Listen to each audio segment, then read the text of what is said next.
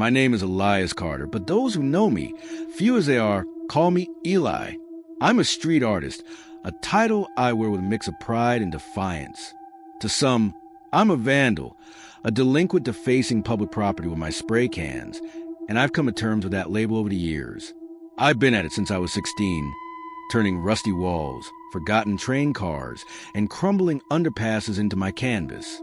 My tags, bold swirls of color, jagged lines, and cryptic symbols, tell stories of rebellion, loss, and a hunger for something more, a silent scream against a world that never understood me. But the tagging community is a war zone. Artists steal each other's spots, overwrite masterpieces with their own sloppy marks, and show no respect, their egos clashing like thunder. That toxicity drove me to change my approach years ago. I started seeking out the quiet, desolate places, abandoned factories with shattered windows, overgrown lots where weeds choke the earth, and old train lines where my arc exists unseen, unjudged, a secret dialogue between me and the shadows. This summer, though I was trapped, a prisoner of circumstance. Normally, I'd flee to Spain or Greece, losing myself in sun-drenched streets, the taste of olives on my tongue and the rhythm of foreign tongues filling my ears. But a family crisis, a sudden, debilitating illness in my mother's family, a cousin struck down by a rare neurological disorder, kept me tethered at Ash Hollow, a sleepy, wooded town nestled in the shadow of the Black Pine Hills. The plan was to endure 1 week before boarding a plane to Italy, a trip I'd saved for months to afford, dreaming of Venetian canals and Roman ruins. But the days stretched into eternity, each hour a weight on my chest. I filled the hours with aimless hikes along the trails behind my parents' creaky old house, the wood floors groaning underfoot, marathons of grainy horror films on a borrowed VHS player that hissed with static, and long drives of back roads, the hum of my beat-up hatchback, the only sound breaking the silence of the pines. By the final day, boredom had coiled around me like a snake, its scales tightening with every passing minute, and I craved something reckless, something to break the monotony. My mind drifted to the wild train-hopping days with my old crew, leaping onto freight cars with the wind tearing at our clothes, the thrill of danger pulsing in our veins, the laughter echoing over the rails. We were kids then, invincible in our ignorance, chasing adrenaline like it was a drug. Screw it, I muttered, the words tasting of rebellion, grabbing my backpack, stuffed with spray cans, a battered flashlight with a flickering beam, a pocket knife dulled by time, and a notebook filled with sketches, and heading to a secluded tracks I'd marked on an old map years ago, its edges frayed from use. The decision felt like a dare to myself, a challenge to reclaim that lost youth. The tracks lay a few miles outside town, cutting through dense pine forest where the trees stood like silent sentinels, their branches weaving a canopy that blocked the sun. They vanished into a long, shadowed tunnel, its mouth a black scar on a hillside, before spanning a crumbling iron bridge over Blackwater River, its waters dark and restless below. The area was a local legend, whispered about by kids who dared each other to explore its depths, avoided by adults who mutter about disappearances decades past. Hikers vanishing mid-step, vagrants found miles away with no memory, kids lured into the woods and never seen again. I'd heard the stories growing up, tales of a phantom conductor, a spectral figure said to roam the rails, luring the unwary to their doom, but I dismissed them as campfire fodder, the imagination of a bored town. Now, standing at the tracks, the air heavy with the scent of damp earth, resin, and something faintly metallic, those tales felt closer, their edges sharper. It was mid-afternoon, around 2:15 p.m., the sun filtering weakly through the canopy, casting dappled shadows that danced like ghosts on the gravel. I waited, feeling the faint vibration of an approaching freight train ripple through the ground, a tremor that set my nerves alight. Freight conductors rarely care about trespassers. Most turn a blind eye unless you cause trouble. They're focused on schedules rather than stragglers. But I wasn't taking chances. I crouched behind a fallen log, moss soft under my knees, the bark rough against my palms, watching the cars rumble past, their rusted sides a patchwork of orange and gray, streaked with the grime of years. When the train slowed, I picked a car with a rusted ladder, its metal cold and flaking under my gloves, and jogged alongside, my breath visible in the cool air. I grabbed the rung, the rust biting into my skin, and hauled myself up, the ladder groaning under my weight, a protest from the iron. The train wasn't moving fast, maybe 15 miles an hour, and as my car neared the tunnel, a strange flicker of light caught my eye. It was brief, like a mirror catching the sun, but wrong. Too sharp, too deliberate, a glint that didn't belong. I shrugged it off, adrenaline pumping through my veins, a familiar rush, and closed my eyes as the darkness swallowed me. The tunnel's walls a blur black, the air growing colder with each passing second. Then it happened. A cold, bony hand clamped around my right ankle, its grip like a vice, the skin clammy and unyielding, the touch sending a jolt of terror up my spine. I gasped, a sharp intake of air that echoed in confined space, and kicked wildly into void, my boot connecting with nothing but air, the motion frantic and useless. The train lurched forward, gaining speed, the wheels screeching against the rails, and another hand, wet, slick, like it had been submerged in the river below, slapped my left leg, fingers digging into my calf with a strength that defied reason. My heart slammed against my ribs, a frantic drumbeat that drowned out the train's rumble. As I scrambled up the ladder, hands trembling on the rungs, the metal biting into my palms, leaving red welts. What the hell was that? The questions raced, a storm in my mind, human, animal, ghost? The train burst in the tunnel into a small clearing, the sudden light blinding, a harsh contrast of the dark, and I leapt off, landing hard on the gravel, pain shooting up my ankle, a sharp sting that grounded me. I paced, breath ragged, staring at the train as it chugged toward the bridge, its cars swaying like a dying beast, the iron groaning under the weight. Were there people in there? Why grab me? The realization hit, like a punch to the gut.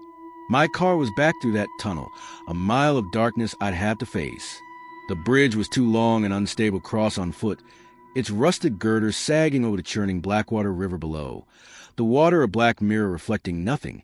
And another train could come any second, a steel guillotine. Calling someone was out of question. I was trespassing, Miken's evidence of crime, a scarlet letter in my bag. I picked up a sharp rock, its edge biting into my palm, the pain a lifeline, and steel myself, the weight of decision heavy on my shoulders. The tunnel loomed, its mouth a black gash and hillside, the air inside cool and musty, thick with the scent of mold, iron, and something faintly sour. My footsteps echoed like a drumbeat, each step a countdown to something unknown, the sound amplifying in confined space. About halfway, where those hands had grabbed me, a faint click sounded, sharp, rhythmic, like a tongue snapping or machine ticking the distance, a metronome of dread. I froze, sweat beading on my forehead. Trickling down my neck despite the chill, a cold sweat that clung to my skin.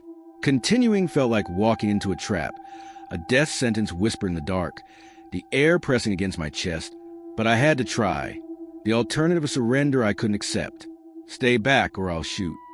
I yelled, my voice bouncing off the walls, raw and unsteady, a plea masked as a threat. The clicking stopped, the silence heavier than before, a vacuum that sucked the breath from my lungs. I fumbled with my phone, fingers slick with sweat, the screen smudged with dirt.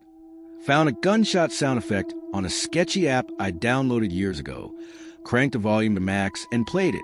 The echo roared, shaking the tunnel, a deafening blast that reverberated in my skull, the sound waves crashing against the walls like a physical force. I sprinted, legs burning, the flashlight beam bouncing wildly, a frantic dance of light and shadow. Praying it scared them off, the beam catching glimpses of wet walls and rusted tracks. No hands grabbed me, the absence as terrifying as their presence. But as I emerged into the fading light, a flash lit the darkness, a brief illumination that revealed two silhouettes, tall, motionless, their outlines jagged against the tunnel wall, their forms indistinct yet menacing. Then a screech tore through the air, guttural and inhuman, yet tinged with something disturbingly alive, a sound that clawed at my sanity, a wail that seemed to come from within as much as without. I ran, heart pounding, the adrenaline a bitter taste in my mouth, and didn't stop until I reached my car, collapsing against the door, the metal cold against my cheek, vowing never to hop trains again. But that oath, like so many others forged in fear, wouldn't hold. Weeks later, the itch to understand, to confront the terror that had marked me, pulled me back, a compulsion I couldn't shake. It was dusk, the sky a bruised purple streak with orange, the air thick with fog that clung to the trees like a shroud, muffling the world in a gray veil. I brought my father's old .38 revolver, its weight a cold comfort in my jacket, the barrel scratched from years of neglect, and a digital recorder to document whatever I found, its red light a steady pulse in the gloom. The train sat there, more rusted, its cars sagging like tired beasts, the silence oppressive, a weight that pressed against my ears. My stomach dropped when I saw my tags, 3 vibrant pieces I'd painted that night, a cascade of blues and yellows blending into a mural of defiance, a testament to my skill, smeared with crude red paint, like blood spilled over my soul, the color a mocking scar against the steel. Someone had defaced them deliberately, the act of personal affront, a violation of my art. Anger and curiosity drove me forward, my boots crunching on the gravel, the sound of solitary rhythm in the fog.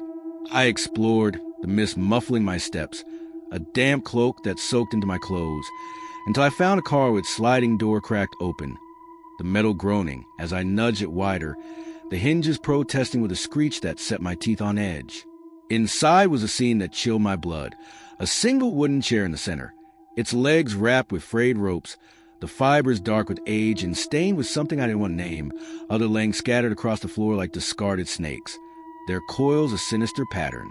The smell hit me, bleach, sharp and overwhelming, as if the car had been scrubbed with gallons of it, the chemical tang burning my nostrils and stinging my eyes, a stench that clung to the back of my throat.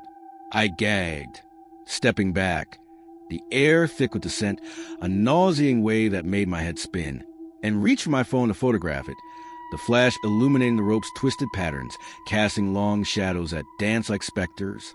Then a metallic clang echoed from deep in the train, dull, deliberate, like a hammer striking steel, a sound that reverberated to the car, shaking the floor beneath me. Real or imagined, it was enough. I bolted, the revolver clutched tight, my fingers slick with sweat, but not before glimpsing a figure in the shadows, its eyes glinting like wet glass, a silhouette that seemed to shift, its form fluid in the dim light. I've shared this with friends, late-night conversations over cheap beer and dimly lit bars. The clink of glass is a counterpoint to their skepticism, and their theories fall flat, their voices fading into the background of my doubt. A vagrant with a gun? Maybe, but the bleach, the ropes, the hands. It doesn't fit a homeless drifter's life, their existence too precarious for such meticulousness. Was someone hiding a crime? A serial killer's lair? A torture chamber on wheels? The screech still haunts my dreams, a sound that lingers in the corners of my mind, a reminder of that night. Its echo a phantom that wakes me in a cold sweat. I wanted to return, document it, prove it wasn't a hallucination born of fear and fog, but fear roots me in place, a coward's anchor that chains me to safety. Yet, this wasn't my first brush with the track's darkness. A memory from years ago, buried but never forgotten, began to resurface, its edges sharpening with each retelling. Before the art, before the cans, I worked maintenance for the transit crew in a gritty industrial town an hour from Ash Hollow, a place of smoke and steel where the days blurred into a gray monotony. 5 years on the job, and I'd seen it all.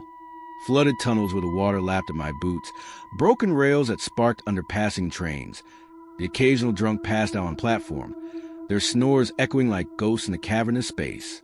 But 2 years in, something stuck with me, a story I'd shoved into the back of my mind until now, its weight pulling me back like a tide. It was late, past midnight. The station a ghost town, the platform empty save for the hum of overhead lights casting a sickly yellow glow, the bulbs flickering like dying stars. The silence was oppressive, a blanket that smothered sound, broken only by the occasional drip of water from a cracked pipe, a steady plink-plink that marked the seconds.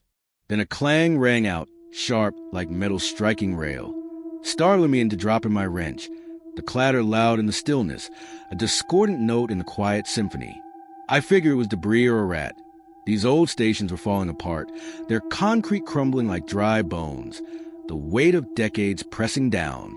I picked up the wrench, my hand steadying, the cold metal a familiar weight, and went back to work, the routine of comfort, the clank of my tools a lifeline in the dark.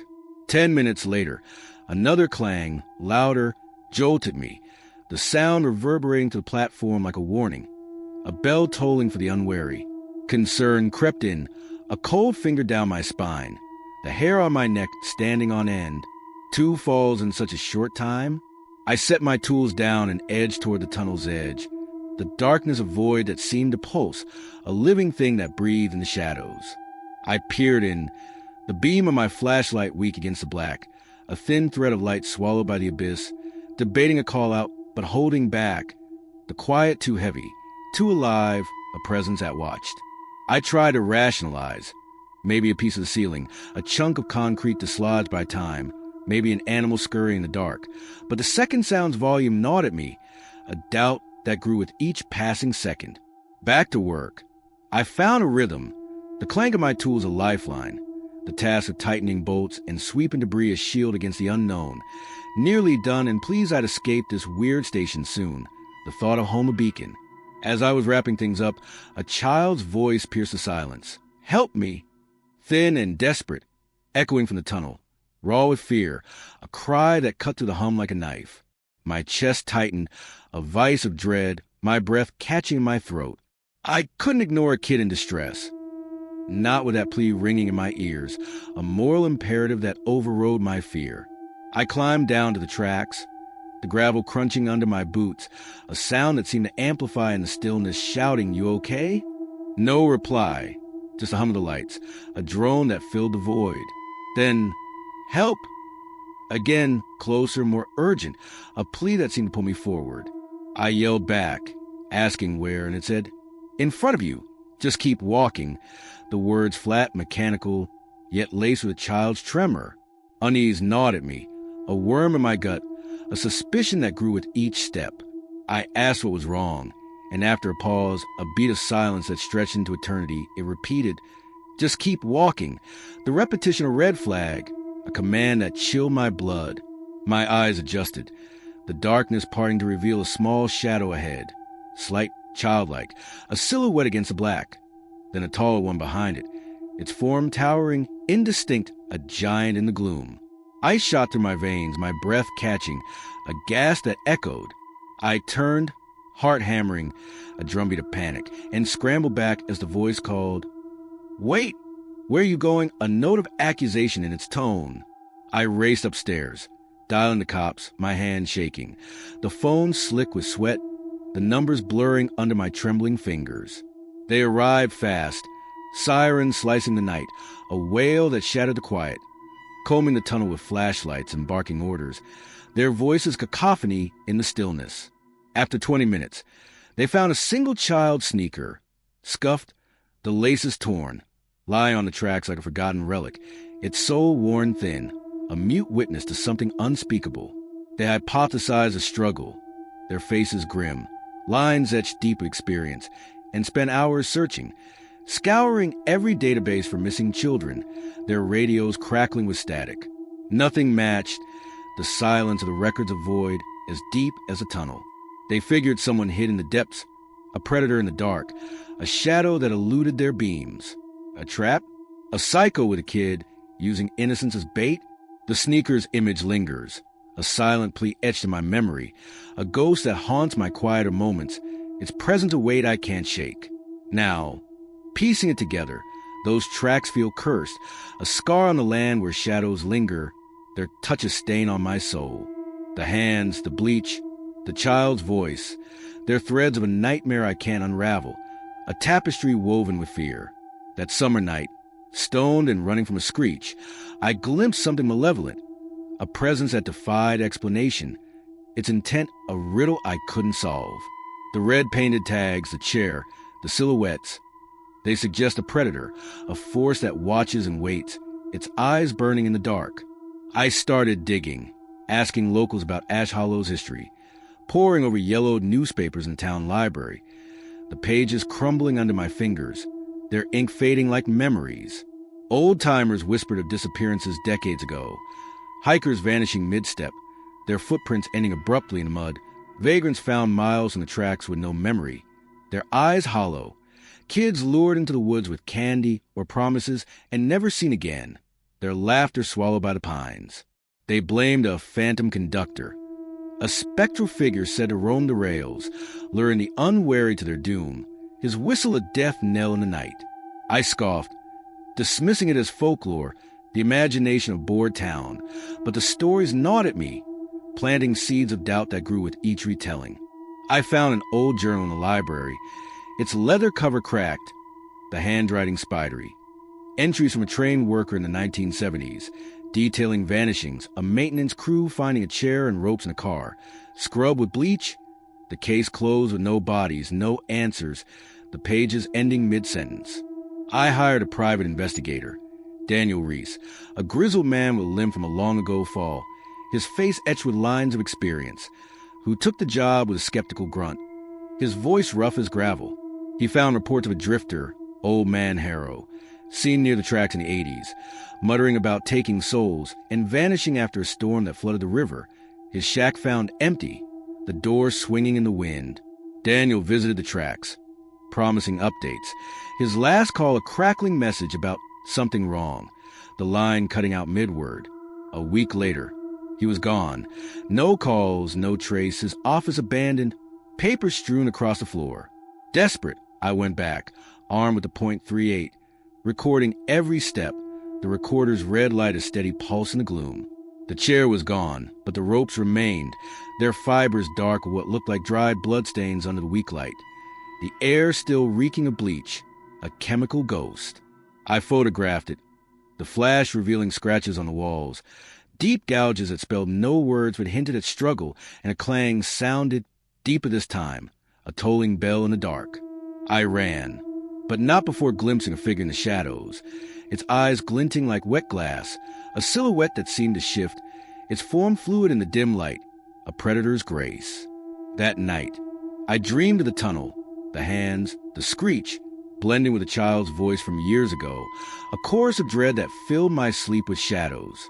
I started researching obsessively, scouring the library, online forums where conspiracy theories ran wild, even calling a retired cop who'd worked the area, his voice trembling as he recounted a night on the tracks, a figure he couldn't explain. Old newspapers hinted at a 1970 scandal. Train workers vanishing, their tools found scattered, a maintenance crew finding a chair and ropes in a car, scrubbed with bleach, the case closed with no bodies, no answers, the file sealed by order of the railroad. Locals swore the tracks were haunted, a place where the lost lingered, their souls bound to the iron, their whispers carried on the wind. I hired another investigator, Clara Voss, a woman with sharp eyes and a sharper mind, who took the case with a promise to uncover the truth. Clara found more. Police logs in the 90s, reported a cult operating near the tracks, rituals involving ropes and bleach, their leader a man matching Old Man Harrow's description, his followers disappearing one by one. She visited the tracks, sending daily updates, photos of the tunnel, notes on the fog, a recording of a faint click. Then she stopped. Her last message, a garbled voicemail, ended with a screech, the line dead. I found her car abandoned near the dirt road, the keys in the ignition, her notebook on the seat, its pages filled with sketches of glowing eyes in a chair. I went back, armed, recording, the fog thicker than ever. The ropes were there, the bloodstains darker, and a clang sounded, a screech following, the air thick with the scent of bleach. I saw them, two figures, one small, one tall, their eyes glow in the dark, their forms shifting like smoke. I fired, the shot echoing, missing, and ran as the screech turned to laughter, a sound that followed me home, a shadow in my ears. Days later, a package arrived, no return address, the box damp, its edges torn. Inside was Clara's camera, its case scratched, the footage a grainy nightmare. It showed the tunnel, two figures dragging a body, hers. The screen cut into static, then a child's voice. Keep walking, lie. The words command, a curse. I watched it thrice, each time colder, the voice familiar, the laughter mine, a mirror of my fear. I quit art, the cans gathering dust, moved to a city apartment with neon lights that never dimmed, but the shadow follows. Clangs, screeches, whispers, they wake me, a symphony of dread, the walls closing in. Last week, a letter came, No return address, a single photo inside. The tunnel, my face in the shadows, eyes glowing, a stranger's gaze. I haven't slept since. The image burned into my mind. The tracks call, a siren song of terror, and I know I'll go back, drawn a horror I can't escape, the iron abyss waiting to claim me. I prepare, the .38 loaded, the recorder charged, a notebook to log my descent. The fog is thick as I approach, the pines silent, the air heavy with bleach. The train looms, the rope's still there, the bloodstains fresh. A clang, a screech, and I see them, more than two now. A circle of figures, their eyes glowing, their laughter a chorus. I fire, the shots ringing out, but they advance, the tunnel closing in. The child's voice, keep walking. And I do, the darkness swallowing me, the iron beneath my feet, the abyss my home.